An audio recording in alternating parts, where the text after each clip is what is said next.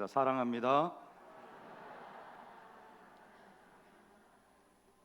이제 날씨가 선선해지고 하늘이 높아지고 바야흐로 정말 가을이 되었습니다. 또 일교차가 아주 심한데요. 한낮에는 덥고 또 저녁에는 너무 춥고 우리 어르신들 늘 건강 조심하시고, 다행히 지금 기침하는 분이 많이 계시지 않은데, 맛있는 거 많이 드시고 건강하시기 바랍니다. 오늘 이제 마가복음 강의 마지막 시간, 여러분들과 함께 꾸짖음 속에서 시작되는 사명이라는 제목으로 말씀을 나누고자 합니다. 3년의 시간 동안 모든 것을 버리고 예수님을 따랐던 제자들에게 오늘 말씀에서 가장 어쩌면 충격적인 장면이 찾아왔습니다. 이 제자들은 갈릴리 호숫가에서 그물을 던지던 평범한 어부들이었고, 또 세관에 앉아있던 세리였고, 각자의 자리에서 안정된 삶을 살아가는 사람들이었는데, 예수님께서 나를 따르라고 한마디 하시는 바람에 모든 것을 다 뒤로 한 채 예수님을 따랐습니다. 그 3년이 정말 놀라운 여정이었습니다. 오병이의 기적을 경험했고, 또 물 위를 걸으시는 주님을 보았고, 죽은 나사로가 살아나는 것도 그들의 눈으로 직접 보았습니다. 그래서 그들이 이분이야말로 이스라엘을 로마의 압제에서 진정으로 해방시키실 우리의 메시아이시구나 라고 확신을 했습니다. 그런데 그 모든 것이 다 무너진 겁니다. 그들의 스승이셨고, 또 그들의 주님이셨고, 그들의 소망이셨던 예수님께서 십자가에 달려 돌아가신 겁니다. 로마 군인들의 창에 찔리셨고, 물과 피를 다 쏟아내시고 마지막 숨을 거두셨습니다. 제자들이 두려움과 슬픔 속에서 문을 걸어 잠그고 자기들끼리 한 방에 모여 있었습니다. 아마도 어쩌면 고향으로 돌아갈 방법을 의논하고 있었을 수도 있겠습니다. 우리가 이제 어떻게 살아야 될까? 사람들이 우리를 위협을 가하거나 죽이려고 하지는 않을까? 어떻게 하면 우리가 안전하게 우리의 고향으로 돌아가서 모르는 척 우리의 인생을 살 수 있을까?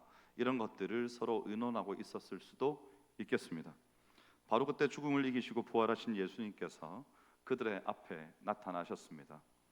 십자가에서 돌아가신 그분이 지금 살아나셔서 그들 앞에 서 계신 겁니다. 그래서 우리는 이 장면을 보면서 대부분 어떤 기대를 하는가 하면, 이제 예수님께서 제자들에게 마음에 깊은 위로를 주시겠구나, 은혜를 베푸시겠구나, 이런 기대를 하는데, 그런데 놀랍게도 부활하신 예수님께서 제자들에게 건네신 첫 마디는 위로나 격려가 아니었습니다. 오늘 말씀 14절에 따르면 그들의 믿음 없는 것과 마음이 완악한 것을 꾸짖으시니, 이렇게 말씀합니다. 부활의 첫 만남에서 아주 엄한 책망이 터져 나온 겁니다. 이것이 우리의 상식을 뒤집는 장면입니다. 그래서 우리가 오늘 이 본문을 통해서 우리 주님의 이 따끔한 책망이 제자들로 하여금 어떻게 위대한 사명의 시작점이 되게 하는지, 그리고 연약하고 실패한, 아까 우리 찬양했죠? 연약하고 실패한 제자들에게 왜 인류 역사상 가장 위대한 사명이 맡겨지게 되었는지, 이것들을 함께 생각해 보고자 합니다. 먼저 오늘 첫 번째로 여러분들과 나누고 싶은 것은 이 완악함의 본질에 대한 이야기입니다. 완악함은 출애굽으로부터 시작해서 예수님의 갈보리에 이르기까지 계속해서 이어지는 이야기입니다. 예수님께서 제자들의 두 가지 문제를 지적하시는데, 첫 번째가 믿음 없음이고 두 번째가 완악함입니다. 오늘 말씀에서는 이 완악함에 대해서 좀 더 집중해 보고자 합니다. 성경에서 이 완악함은 성경 전체를 관통하는 아주 중요한 개념입니다. 돌처럼 굳어진 마음, 이런 의미입니다. 이 단어가 성경에서 처음 중요하게 등장하는 곳은 출애굽기죠.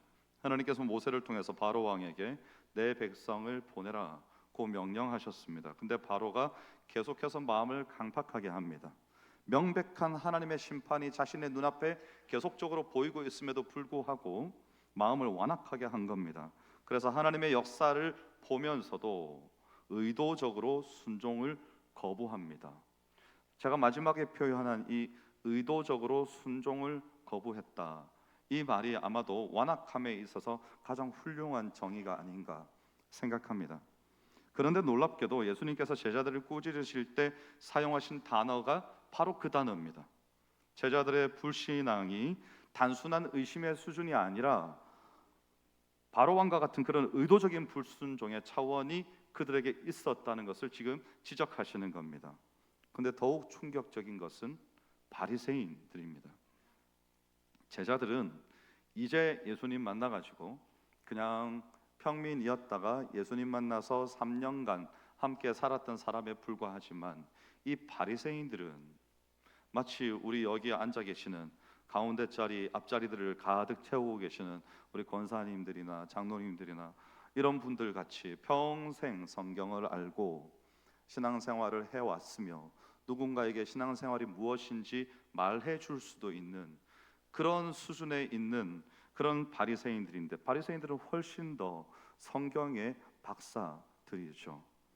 그런데 그들이 율법을 연구하고 가르쳤고 하나님을 섬긴다고 했음에도 불구하고 그들의 마음이 완악했다는 겁니다. 사람의 고통보다 자신들의 종교적인 전통을 더 중요하게 생각했습니다.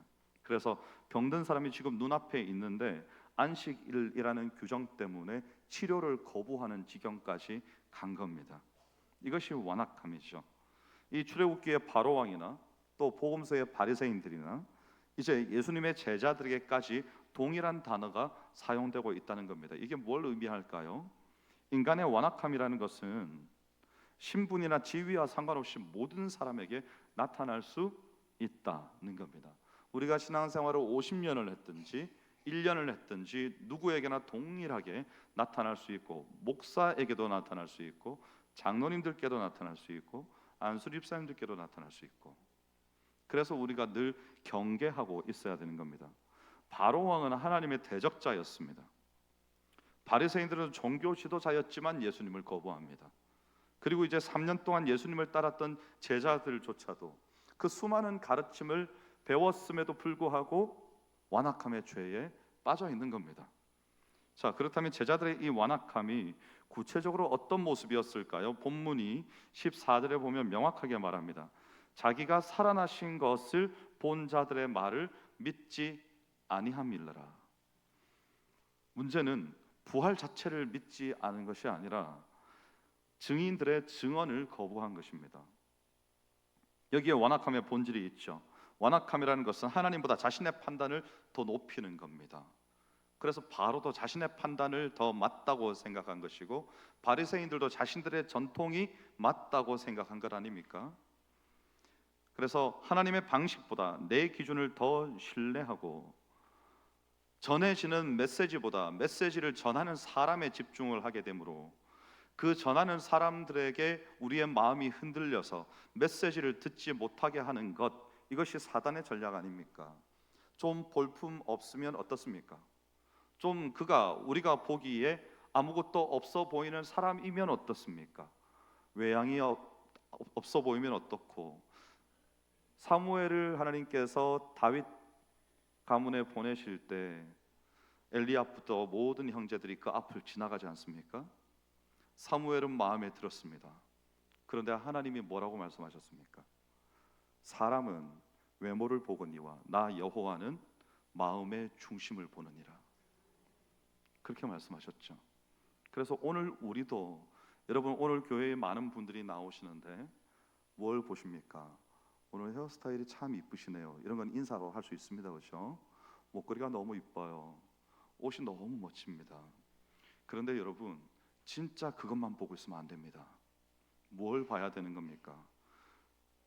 그의 하나님 앞에 아름다운 헌신, 그가 살아온 평생의 신앙생활, 혹 오늘 이 자리에 나온 누군가를 우연찮게 눈이 마주쳤는데 그의 눈에 슬픔이 가득하다든지, 그가 가지고 있는 상처와 아픔이 내 마음에 전달이 된다든지, 혹은 그가 하나님 앞에 헌신하고 있지만 지금 무언가로 인하여서 마음의 어려움을 겪고 있고 갈등하고 있다든지, 이런 것들이 우리 눈에 보여야 되는 것이죠. 그래야 진실되게 우리가 하나님 앞에 나아갈 수 있지 않겠습니까? 그런데 우리는 자꾸만 외모를 보는 겁니다. 그리고 판단합니다. 저 사람은 이런 사람일 거야. 내가 사람 하나는 잘 보거든. 그리고 나중에 틀려요. 그리고 틀릴 수도 있지 뭐. 이러고 지나갑니다. 그러면 안 됩니다, 여러분. 예수님은 제자들도 버리지 않으셨고 자기 백성들을 버리지 않으셨습니다. 포기하지도 않으셨습니다. 그리고 오히려 그들에게 온 천하에 다니며 만민에게 복음을 전파하라, 이런 놀라운 사명을 그들에게 주신 겁니다. 여기에 이 구약과 신약의, 옛 언약과 새 언약의 차이가 있습니다. 율법 아래서는 불순종에 대한 심판이 임했습니다. 그런데 은혜 아래서는 불순종에도 불구하고 회복과 사명이 주어지게 됩니다. 이것이 십자가의 또 부활로 말미암아 우리에게 열려 있는 새 언약의 축복입니다.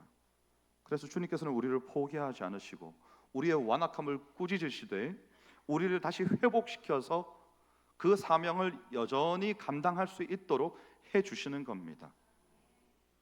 그리고 난 뒤에 이제 이 복음이 어떻게 되는가 하면 우주적으로 확장이 됩니다. 표적의 의미가 드러나는 겁니다. 여기가 본문의 절정이죠. 15절에 보면 또 이르시되 너희는 온 천하에 다니며 만민에게 복음을 전파하라, 이렇게 되어 있습니다. 이 명령은 대위임령이라고 하는데요, 마태복음 28장, 누가복음 24장, 요한복음 20장, 사도행전 1장에 유사한 본문들이 나타납니다. 이 마가복음의 표현이 근데 좀 독특합니다. 원문을 보면 만민에게라고 번역된 부분이 모든 피조물에게 이렇게 되어 있습니다. 왜 마가가 모든 사람이라는 평범한 표현 대신에 모든 피조물이라는 용어를 사용했을까요? 아주 여기에 신학적인 의도가 있습니다. 구약으로 한번 돌아가 보면요, 하나님이 아브라함을 부르실 때 창세기 12장 3절에 보면 땅의 모든 족속이 너로 말미암아 복을 받을 것이다, 이렇게 말씀하셨습니다. 하나님의 구원 계획은 구약 성경에서부터 처음부터 보편적이었습니다. 단지 이스라엘만을 위한 것이 아니라 온 세상을 위한 것이었다는 말입니다. 그런데 이사야가 더 놀라운 예언을 합니다. 이사야 11장 6절부터 9절까지를 제가 요약하면, 그때 이리가 어린 양과 함께 살며 표범이 어린 염소와 함께 누우며 송아지와 어린 사자와 살찐 짐승이 함께 있어 어린 아이에게 끌리고 또 내 거룩한 산 모든 곳에서 해됨도 없고 상함도 없을 것이니. 메시아의 구원은 그냥 인간적인 구원이 혹은 인간만의 구원이 아닙니다. 온 피조 세계의 회복을 말한다는 것이죠. 그래서 죄로 인해서 저주받고 신음하는 모든 피조물들이 여기에서 해방될 것이다 라는 말입니다. 이것은 단지 하나님의 어떤 구원 계획이 그냥 우주적인 차원이다 이렇게 말하고 끝나는 것이 아니고, 복음이라는 것이, 우리는 복음을 어떻게 이해합니까? 예를 들면 예수 믿고 구원받아 천국 간다. 그리고 우리가 성경을 이해하거나 신앙생활을 이해할 때 모여서 성경을 읽고 성경을 공부하고 나가서 예수 믿고 천국 가세요라고 복음을 전하고, 이런 것들만이 그리스도의 복음이다 라고 우리가 많이 생각합니다. 그렇게 설명을 하면 그거는 성경의 절반도 설명하지 못하는 것이 됩니다. 복음이라는 것은 인간 사회의 회복을 말합니다. 그리고 궁극적으로 새 하늘과 새 땅의 창조로 이어지게 될 겁니다. 우리가 이것을 오해하게 되면 어떤 실수들을 하게 되는가 하면, 저 태평양 한복판에 떠 있는 여의도 크기의 쓰레기 산들, 인간들이 바다에 버린 쓰레기들이 뭉치고 또 뭉쳐서 여의도 크기만하게 되었다고 해요. 그런 것들이 바다에 둥둥둥 떠다니는데 우리는 아무 관심이 없게 됩니다. 지금 날마다 캄보디아에서 일어나는 저 사건들, 우리는 거기에 대해서 어떻게 생각할 수 있는가 하면, 지들이 잘못해서 잘못된 광고를 보고 빚져 있다가 긴급하게 돈이 필요해서 갔다가 잡혀서 그렇게 된 거 아닙니까? 자기 잘못의 대가를 치러야지요 해서 그들이 다치든지 죽든지 관심도 없는 사람이 되어버리는 겁니다. 나라가 망조가 들어서 힘들든지 어떻든지 그냥 우리는 전도 잘하고 나만 성경대로 잘 살면 되는 것 아닙니까? 이런 인간이 된단 말입니다. 복음을 오해하면요, 여러분, 그게 맞습니까? 정말 그게 하나님께서 이 땅에 창조하신 인간으로서의 인생이 맞습니까? 그렇지 않습니다. 예수님께서 우리에게 가르쳐 주신 복음은 그런 것이 아니었습니다. 오늘 우리가 이것을 다 설명할 수 없지만 우리가 우리의 눈을 들어서 우리의 시야를 넓히고 더 넓게, 그리고 더 멀리, 그리고 더 깊은 곳을 바라볼 수 있어야 됩니다. 신음하고 고통하는 이 사회, 여전히 죄 가운데, 절망 가운데 빠져서 헤어나오지 못하고 있는 저 사람들, 그래서 우리의 마음에는 이것을 사리를 분별하고 옳고 그름을 판단하는 것에 앞서서 뭐가 있어야 되는가 하면 하나님의 마음이 우리에게 있어야 됩니다. 긍휼히 여기고 불쌍히 여기며 사랑하시고, 그 마음이 우리에게 있어야 우리가 진실된 그리스도인으로서 이 사회의 구성원으로 비로소 살아갈 수 있게 되는 겁니다. 그런데 오늘 말씀에 보면 예수님께서 믿는 자들에게 따를 표적들을 말씀하십니다. 17절 18절이죠. 정말 유명한 본문입니다.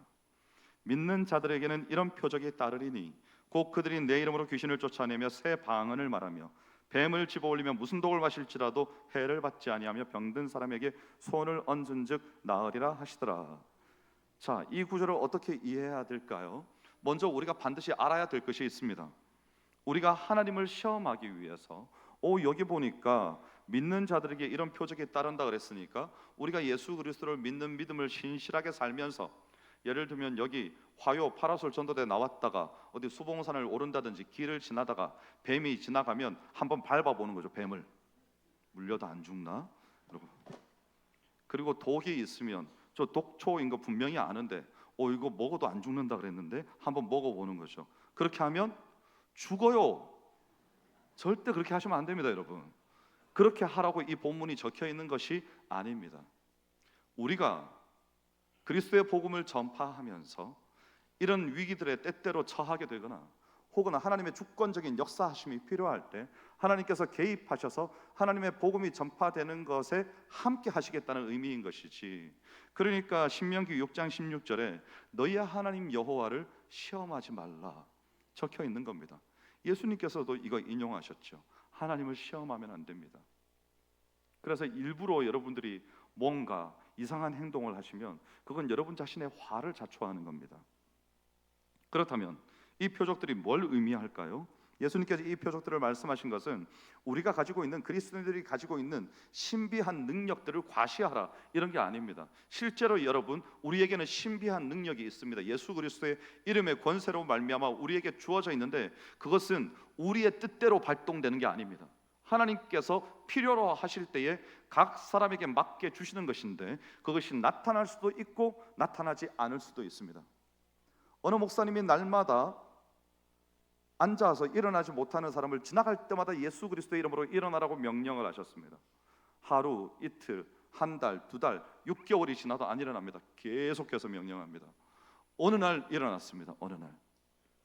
여러분, 그러면 그날이 날인 겁니까? 그런 게 아니에요. 하나님의 계획 속에, 그리고 이 목사님의 하나님 앞에서의 인내 속에, 그 끊임없는 기도 속에 하나님께서 그의 기도를 들으사 그날 그 사람을 일으키시기로 작정하시고 그 일을 이루신 것이죠. 안 일어나면, 그가 만약에 안 일어나면 안 일어나는 겁니다. 하나님의 계획이 그가 일어나기를 허용하지 않으시는 거예요. 그러면 우리는 어떻게 해야 됩니까? 우리는 우리에게 때가 이르든지 때가 이르지 않든지 시시때때로 그리스도의 복음을 전파하며 힘들고 어려운 이들을 위하여서 위로하고 격려하고 기도해 주면 그에게 하나님의 때가 이르렀을 때에 위로와 격려나 치유와 또 생명의 역사가 일어나게 된다. 이것이 우리의 믿음 아닙니까? 우리의 답답함은 그 때를 우리가 자꾸 가지고 오려고 하는 것이죠. 하나님 오늘입니다.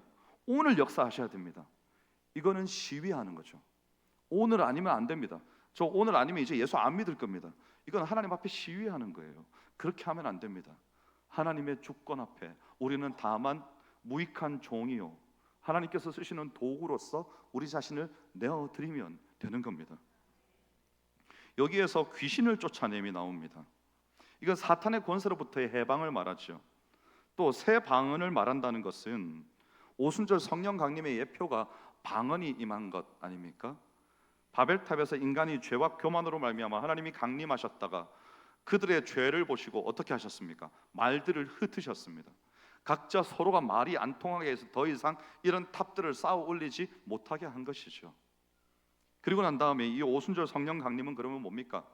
하나님께서 인간의 죄로 말미암아 그들의 말들을 흩으셨는데, 이제 예수 그리스도께서 오신 다음에 예수님께서 이 땅에서의 예수님의 위협들을 다 달성하고 난 다음에 구속의 역사를 이루시고 승천하신 다음 보혜사 성령님이 오셨는데, 보혜사 성령님이 오셔서 이 사람들에게 임하니까 무슨 일이 일어났는가 하면, 모두가 다 그때 들은 사람들이 뭐라고 말했는가 하면, 우리가 다 다른 나라들에서 왔는데 우리 각 사람 나라들의 말들로 위대한 하나님 나라의 일을 말함을 듣는도다.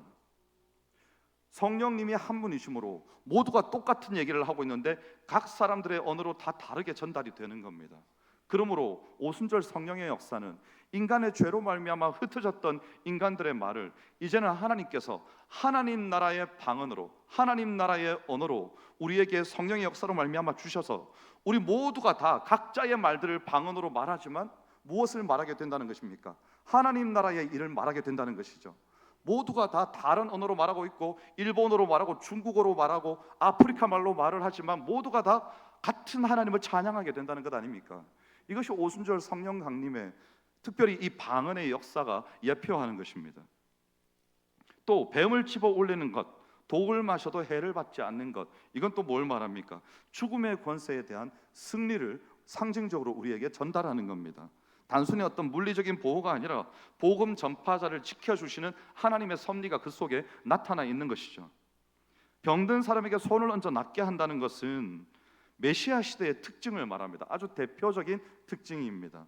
세례요한의 제자들이 예수님께 찾아옵니다. 찾아와서 뭐라고 묻습니까? 선생님께서 오실 그분이십니까? 라고 묻습니다. 그러니까 예수님께서 내가 그다라고 대답하지 않으셨습니다. 대신에 뭐라고 대답하셨습니까? 여기 이사야 35장 5절 6절에 보면 메시아가 오시면 그때 맹인의 눈이 밝을 것이며 못 듣는 사람의 귀가 열릴 것이며 그때 저는 사람은 사슴같이 뛸 것이다. 이 말씀을 그들의 입에 들려주십니다. 그러면 이 말은 곧 무슨 말입니까? 이게 지금 무슨 예언이죠? 메시아에 대한 예언입니다.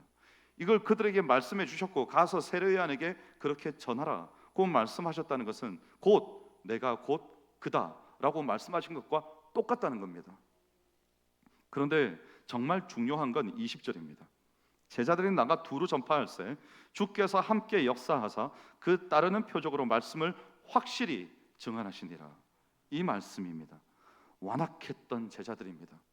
불신앙 속에 빠져 있었던 이 제자들이 이제는 그리스도의 복음을 전하는 증인이 된 겁니다. 근데 그들이 전할 때 주님께서 친히 함께 역사하셔서 그 말씀을 확증하신다고 오늘 말씀이 말하고 있는 겁니다. 이게 교회의 역사이고 이게 선교의 본질이며 이게 우리 전도에 임재하시는 하나님의 능력 아닙니까? 만약에 우리가 완전한 사람이 되어야 그리스도의 복음이 비로소 전파된다고 한다면 그리스도의 복음이 지금까지도 전해지지 않고 있지 않겠습니까? 하지만 하나님께서는 그렇게 하지 않으셨습니다. 우리를 복음을 전할 때 홀로 두지 않으시고 말씀에 따르면 주께서 함께 역사하사 우리는 다만 도구로 사용될 뿐이고 주께서 우리 같은 연약한 인생 훅 불면 하나님의 입김 한 번에도 그냥 사라져버릴 안개와 먼지 같은 인생이지만 우리를 사랑하사 우리를 주의 도구로 사용하셔서 이 세상 한복판에 던져두시고 홀로 두지 아니하시고 능력으로 함께 역사하셔서 우리의 연약함 속에서 하나님의 놀라운 은혜가 밝히 드러나게 만드시는 하나님의 역사, 이것을 우리는 하나님의 은혜라고 부르지 않습니까? 그래서 우리는 은혜를 말할 때 뭐라고 고백합니까? 나 같은 죄인도 사랑하시는 하나님, 죽을 수밖에 없는 인생인 나를 다시 살리신 하나님. 만약에 우리가 하나님이 계시지 않고 예수 그리스도를 몰랐더라면 정말 세상 가운데서 보잘것없는 인생이 되어 어쩌면 사람들에게 짓밟히고 괴롭힘 당하고 인생의 슬픔과 좌절 가운데 아무런 희망도 없었을 우리들이지만 하나님께서 일방적인 사랑으로 우리를 사랑하사 우리를 긍휼히 여기시고 건져내어 주신 겁니다.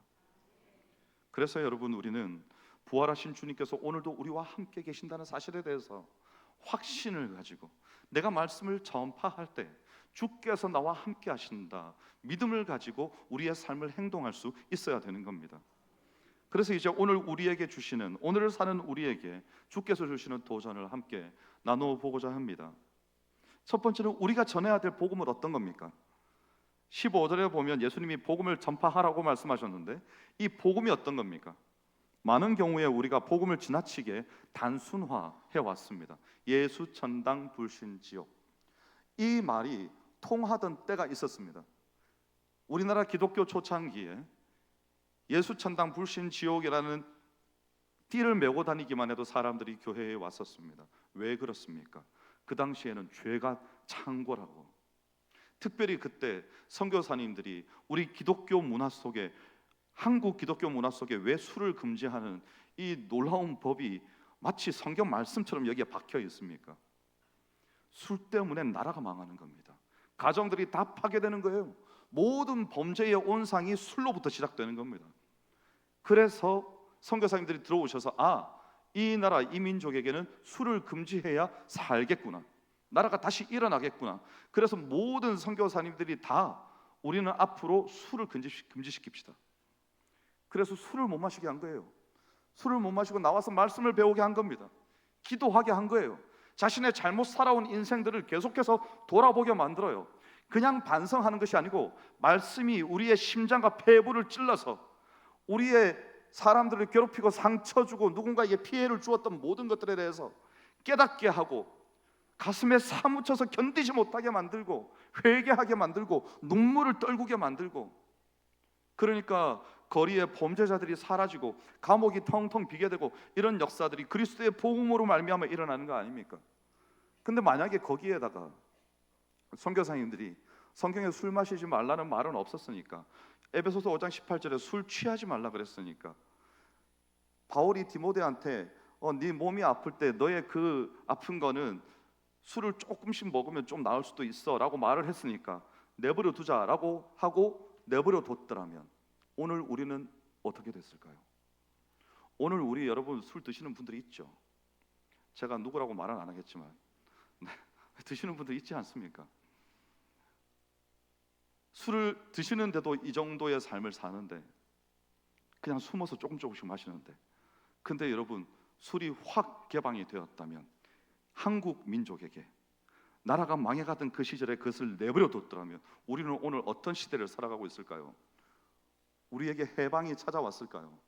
우리에게 그리스도의 복음으로 말미암아 이런 놀라운 영적인 성장이 이루어질 수 있었을까요? 제가 볼 때는 아니라고 생각합니다. 나라의 망조가 더 짙게 드리웠을 것이고, 범죄가 더 창궐했을 것이고, 사람들은 자신의 욕심을 따라 더 죄 가운데로, 멸망 가운데로 치달았을 겁니다. 그런 겁니다, 여러분. 우리가 복음이라는 것을 특정한 구역으로 국한시키면 그런 일들이 발생하는 거죠. 그래서 우리는 이 복음을 넓게 펼쳐야 합니다. 포괄적이고 더 풍성하고 더 변혁적으로. 그래서 우리의 시각을 이 나라와 민족을 향해 볼 수 있어야 되고, 우리 주위에 지금 수봉산에 엊그제, 어제, 오늘 축제가 열리고 있습니다. 저 폭포 앞에서. 알고 계십니까? 아주 유명한 가수들이 와서 노래도 부르고요, 신났습니다. 아주. 제가 그거 하라 하지 말라 이런 말 하는 게 아닙니다. 여러분, 왜 어떻게 그걸 할 수 있는 거죠? 이 수봉산이 있으니까 하는 겁니다. 너무나 아름답지 않습니까? 예전에는 여기에 놀이동산도 있었고요, 수봉산이 아주 유명했었다 그러더라고요. 자, 그러면 제가 드리고 싶은 말씀은 앞으로 10년 뒤에, 30년 뒤에, 혹은 50년, 100년 뒤에 이런 것들을 그대로 할 수 있을까요? 저는 우리가 이것을 지켜 보존하면 그대로 할 수 있다고 생각합니다.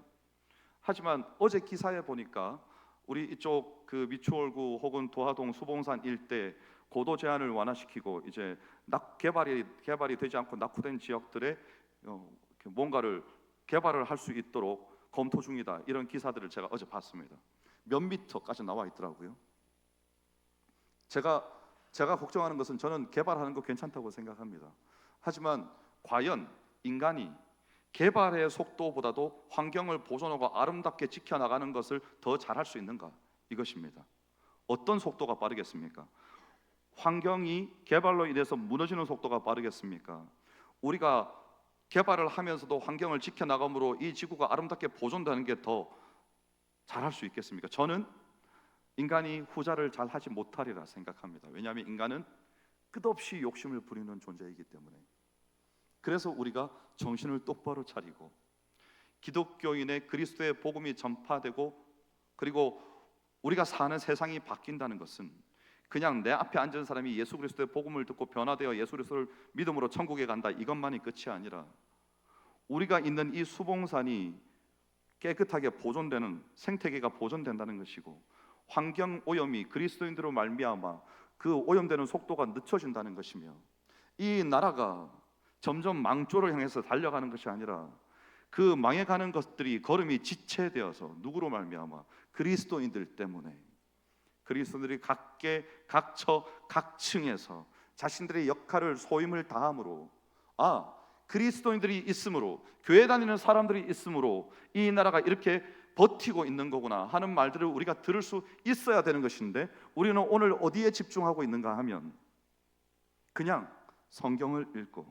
그냥 기도하며 그냥 전도하며 그 이외에 어떤 아픔들, 괴로움들 이런 것들은 그렇게 큰 관심을 가지지 않고 저 캄보디아의 아픔도 그들의 잘못이라 생각하고 지나가고 그리고 어쩌면 우리의 이웃들 우리의 문 건너에 있는 저쪽 집에 사는 누군가의 아픔들 이런 것들은 그들이 알아서 할 일이지 하고 지나가 버리는 시대 그런 시대가 오늘의 시대가 아니냐 말입니다. 과연 예수 그리스도께서 전파하신 복음이라는 것은 그런 것입니까? 내버려 두는 겁니까?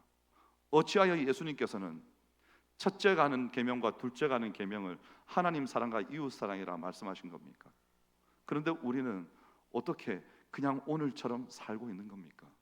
그래서 오늘 이 마가복음의 16장까지를 마무리하면서 완악하고 욕심 많으며 하나님이 누군지 진실되게 알지 못하고 3년의 세월을 예수 그리스도와 함께 했음에도 불구하고 자신의 뜻대로 자신의 기준대로 세상을 살아가고자 하는 제자들에게 예수님께서 그들을 꾸짖으시고 전혀 변화되지 않을 것 같은 그 인생들에게 찾아오셔서 갈릴리에 갔을 때는 갈릴리까지 찾아가셔서 내 양을 먹이라 내 양을 치라 네가 지금까지는 스스로 띠띠고 원하는 곳으로 다녔거니와 이제부터는 네가 원치 아니하는 곳으로 가게 될 것이다. 근데 베드로는요 예수님을 3번이나 부인하지 않았습니까?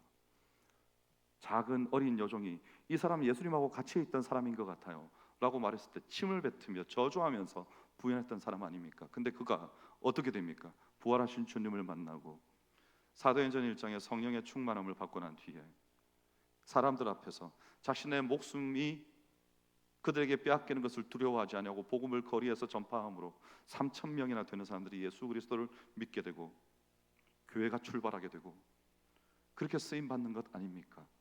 오늘 이 마가복음을 마무리하면서 우리에게 그런 역사가 있기를 소망합니다. 우리의 삶이 진실되게 변화되고 한 명의 사람이 입술에서부터 하나님께서 일으키시는 변화가 시작되어 우리의 마음속 깊은 곳까지 하나님의 뜻에 반하는 모든 생각들은 다 사라지고 이제 하나님께서 진실되게 인도하시며 주인 되시는 인생이 되어 우리의 삶을 살아가는 것 그리스도의 복음이 우리의 삶의 전 영역에서 밝히 드러나는 것 이것이 진짜 우리가 살아가야 될 복음에 합당한 인생이 아닌가 하는 말입니다. 오늘 우리가 이제 용기와 담대함을 가지고 여러분의 가정과 여러분의 일터에서 그리고 우리가 지나다니는 이 앞에 이 길들에서 거리에서 버스에서 우리의 차량 속에서 우리가 만나는 모든 사람들과의 관계 속에서 이 아름답고 위대한 사명을 주 예수 그리스도께서 우리를 위하여 생명을 바쳐 우리를 살려내신 것이 하나도 아깝지 아니하도록 놀라운 복음의 증인으로서 살아갈 수 있는 여러분의 삶이 되시기를 주의 이름으로 축원합니다. 기도하겠습니다. 하나님 감사합니다. 오늘 하나님의 표적이 그리스도의 복음의 능력이 우리를 온전히 변화시키심으로 확실한 표적이 되어 우리의 삶 가운데 나타날 수 있기를 원합니다. 주여 우리를 불쌍히 여기사 우리에게 함께 하시고 생명의 능력을 부어주사 그리스도의 복음의 증인으로 위대한 사명을 아름답게 감당하게 하여 주시옵소서. 감사드리며 예수님 이름으로 기도하옵나이다. 아멘.